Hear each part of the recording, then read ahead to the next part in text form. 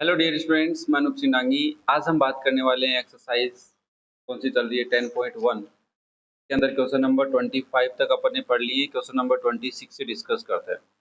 If angle A and angle B are acute angles. देखो, आपके पास एक राइट एंगल ट्राइंगल होता है। उस राइट एंगल ट्राइंगल में ये राइट एंगल है, तो इसका मतलब इसका नाम ए और बी तो नहीं हो सकता, तो इसका नाम सी रख लेते हैं। ए और बी आप किधर भी रखो, ए इधर रख लो, बी इधर रख लो। अब हमें कह रहा है कि such that cos A and cos B are equal. cos A is equals to cos B का मतलब क्या है? देखो, cos A का मतलब है A एंगल की बात कर रहा, तो मैं अगर A एंगल की बात करूं तो इसके अकॉर्डिंग ये क्या होगा? परपेंडिकुलर, ये बेस और ये हाइपोटेन्यूज। तो अगर मैं देखूं तो cos थीटा क्या होता है मेरा? cos थीटा होता है बेस अपॉन हाइपोटेन्यूज। तो इसका मतलब cos A की वैल्यू क्या हो जाएगी? बेस है AC और हाइपोटेन्यूज क्या है? AB।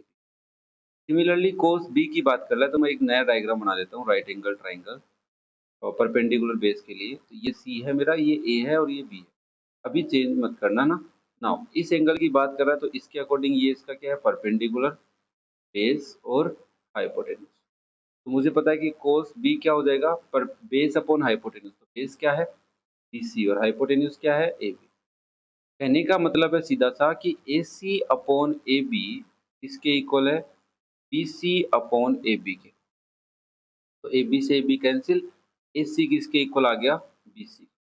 अब हमें कह रहा है कि then so that angle A है वो बी के इक्वल है। तुमने कहा अगर ये हमारा राइट एंगल ट्राइंगल है, में ये एंगल सी राइट एंगल है, यहाँ बी लिखा हुआ है, यहाँ ए, और ए सी साइड बी सी साइड के इक्वल है। तो हमने एक ट्राइंगल में रूल पढ़ रखा है कि अगर किसी ट्राइंगल की दो साइड इक्वल है तो उसके अपोजिट एंगल भी इक्वल होते हैं। तो इसका मतलब इस साइड के अपोजिट कौन सा है? ए एंगल, और इस साइड के अपोजिट कौन सा है? B angle. तो एंगल ए और बी इक्वल होने चाहिए। तो हमारे को पता है ए सी इक्वल बी सी आ गई, ए सी इक्वल बी सी, तो इसके अपोजिट एंगल ए और बी भी इक्वल होंगे। तो लिखेंगे since angles opposite to equal sides are therefore angle A is also equals to angle B. और ये हमारा हेंस प्रूव हो जाएगा। बहुत ही सिंपल सा क्वेश्चन है, बट लगता है कि क्या करना है इसके अंदर समझ में नहीं आता है, तो प्लीज थोड़ा सा ध्यान दो। बहुत इजी क्वेश्चन है। Next question number 27। In a right angle triangle right angled at A. अब की बार इसने कहा है आपके पास एक राइट एंगल ट्राइंगल है, इसका नाम ए बी सी है, but angle A right angle है, तो ये राइट एंगल, तो इसका नाम यहाँ ए लिखना पड़ेगा। अब तुम चाहे इधर से बी सी लिखो, चाहे ऊपर से बी सी, कैसा भी लिखो। If tan c is under root 3, find the value of sin b cos c plus, यहाँ प्लस है, cos b sin c। देखो, सबसे पहले अगर मैं बात करूँ tan c के अकॉर्डिंग, तो c एंगल के अकॉर्डिंग ये परपेंडिकुलर है, ये बेस है और ये हाइपोटेन्यूज। मुझे गिवन है tan c की वैल्यू अंडर रूट 3, तो मैं अंडर रूट 3 अपॉन 1 लिख सकता हूँ। तो tan थीटा क्या होता है तुम्हारा? tan थीटा होता है परपेंडिकुलर अपॉन बेस। याद है ना पंडित बद्री प्रसाद हाइपरबोले के अकॉर्डिंग। तो इसके अकॉर्डिंग परपेंडिकुलर तुम्हारा आ गया अंडर रूट 3 और बेस तुम्हारा आ गया 1। तो हाइपोटेन्यूज क्या हो जाएगा? तो हाइपोटेन्यूज हो जाएगा अंडर रूट में base square plus perpendicular square.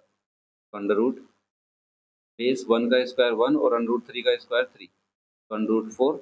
आप बोल सकते हैं हाइपोटेन्यूज है हमारा +2। हमारे को हाइपोटेन्यूज भी पता है, तो इसका मतलब अभी देखो हाइपोटेन्यूज परपेंडिकुलर बेस से काम नहीं चलेगा।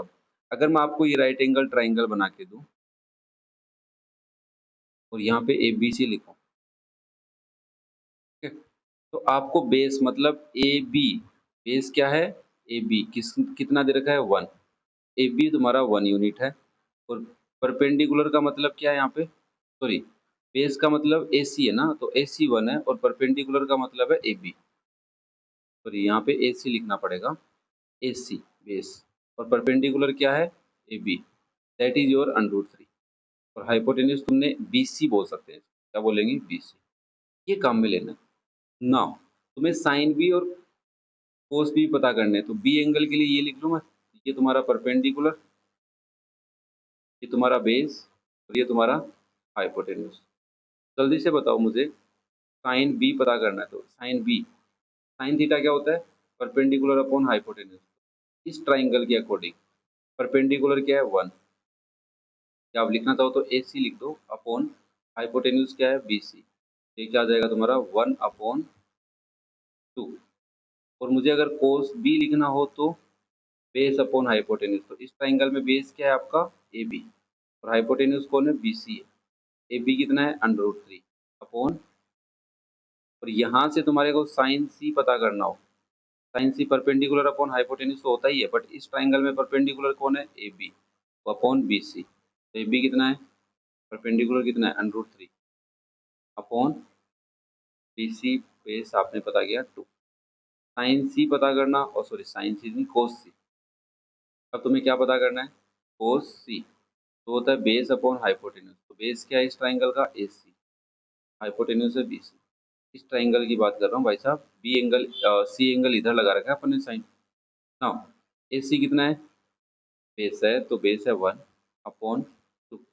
अब तुम्हें वैल्यू किसकी पता करनी है sine B cos C plus cos B sine, put करो भाई sine B 1/, cos C 1/, plus cos B √3 upon and cos sine C √3 upon. Solve करो। This is 1/4 plus this is 3/2 टू जा 4।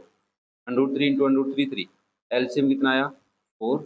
ऊपर भी सेम नंबर रहेंगे 1 + 3 दैट इज 4/4 इज 1। आंसर आ गया 27 का 1। चेक कर लेते हैं भाई 27 का आंसर 1 आ रहा है। यस। एक ही क्वेश्चन में बहुत सारी बातें तुमसे पूछी, 2 ट्राइंगल बनवा ली है, 2 एक्यूट एंगल की बातें कर ली है, तो थोड़ा सा सोच समझ के करना इस टाइप के क्वेश्चन। क्लियर है सबको। Now next is question number 28। थोड़ा सा स्टेटमेंट वाला क्वेश्चन है। State whether the following are true और फॉल्स। क्या तुम्हें लग रहा है लाइन जो लिखी हुई है ट्रू है फॉल्स है। Justify your answer. The value of tan a is always less than 1। कभी भी तुम tan a पता करोगे किसी एंगल a के लिए तो वो हमेशा वैल्यू लेस देन 1 आएगी। अब इस बात को प्रूव कैसे करना है। सबसे पहले कहने का मतलब है tan a की बात करें तो सिंस मैं एक वो बात बोल सकता हूँ कि tan थीटा क्या होता है परपेंडिकुलर अपॉन बेस। इसका मतलब ये कहना चाह रहा है कि परपेंडिकुलर अपॉन बेस की वैल्यू लेस देन 1 आती है। बेस को इधर ले जाओ, perpendicular is less than base. ये पॉसिबल है भाई। हमारे को एक राइट एंगल ट्राइंगल में इतना जरूर पता है कि अगर आपका राइट एंगल ट्राइंगल है तो for example this is base, this perpendicular, this is hypotenuse. तो hypotenuse is greater than perpendicular also and hypotenuse is greater than base. इतना पता है। ये कोई जरूरी बात नहीं है कि परपेंडिकुलर हमेशा बेस से छोटा होगा। मे बी और मे नॉट भी, हो भी जाए नहीं भी हो, बट ये फिक्स तो नहीं है ना। तो इसका मतलब कभी भी tan a की वैल्यू जरूरी ही नहीं है कि हमेशा लेस देन 1 आएगी। कभी आ भी सकती है कभी नहीं भी आती है। तो कहने का मतलब ये है कि always perpendicular is not less than base. ठीक है ना। ये इसका आंसर हो जाएगा। नो फॉल्स बात है। हमेशा ऐसा कभी नहीं होता है कि always base is greater than perpendicular. ये आपने राइट एंगल ट्राइंगल देखा और 3 4 5 साइड होती हैं। तो अगर मान लो यहाँ एक ए लिखा हुआ है तो ये इसका परपेंडिकुलर हो गया ना। तो परपेंडिकुलर हो गया ये बेस हो गया, तो देख लो तुम खुद ही। मुझे लग रहा है परपेंडिकुलर छोटा है बेस से।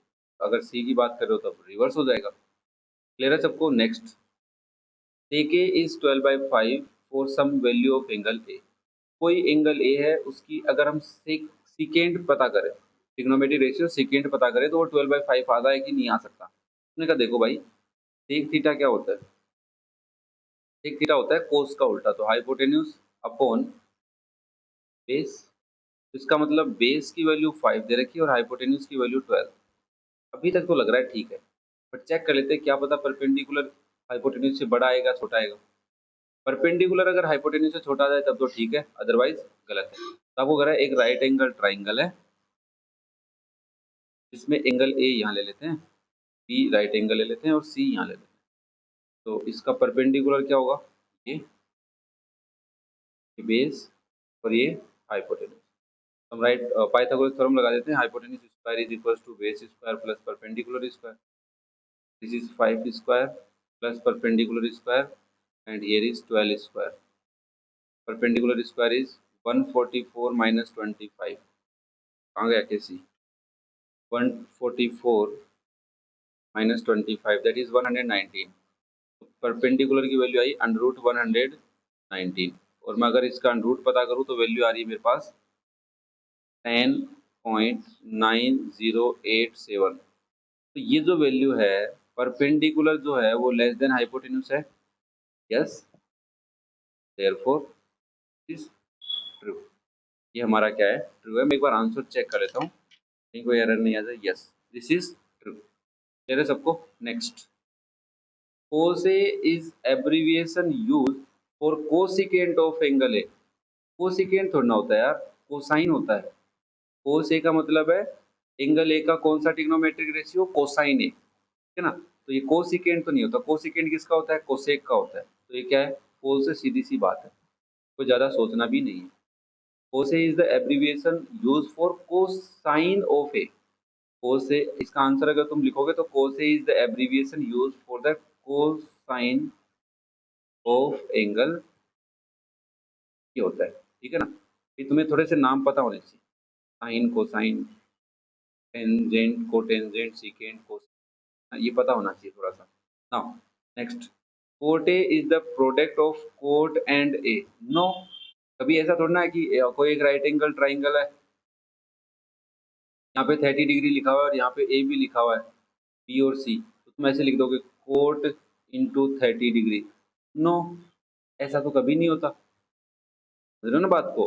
कोट इंटू ए नहीं होता कभी भी, ये एक रिप्रेजेंटेशन है एंगल ए का कोट टेंजेंट पता करने का तरीका, जो ट्रिग्नोमेट्रिक रेशियो है, ठीक है ना। तो ये भी क्या है, फॉल्स बात है, गलत बात है भाई साहब, कभी भी प्रोडक्ट नहीं होते हैं। दोनों टर्म एक ही टर्म है, ये प्रोडक्ट नहीं है। Last part, sine theta is 4/3 for some angle theta. Check करते हैं भाई साहब। देखो सबसे पहली बात, साइन थीटा हमारा क्या होता है, परपेंडिकुलर अपॉन हाइपोटेन्यूज होता है। इसके अकॉर्डिंग परपेंडिकुलर 4 है और हाइपोटेन्यूज क्या 3 है। क्या तुम्हें लग रहा है हाइपोटेन्यूज परपेंडिकुलर से छोटा हो सकता है? Since perpendicular is greater then hypotenuse and that is not possible for a right angle triangle. Clear है? किसी भी राइट एंगल ट्राइंगल में परपेंडिकुलर हाइपोटेन्यूज से बड़ा नहीं हो सकता है। क्लियर है? सबसे सिंपल सा क्वेश्चन थे, इजी थे क्वेश्चन थे।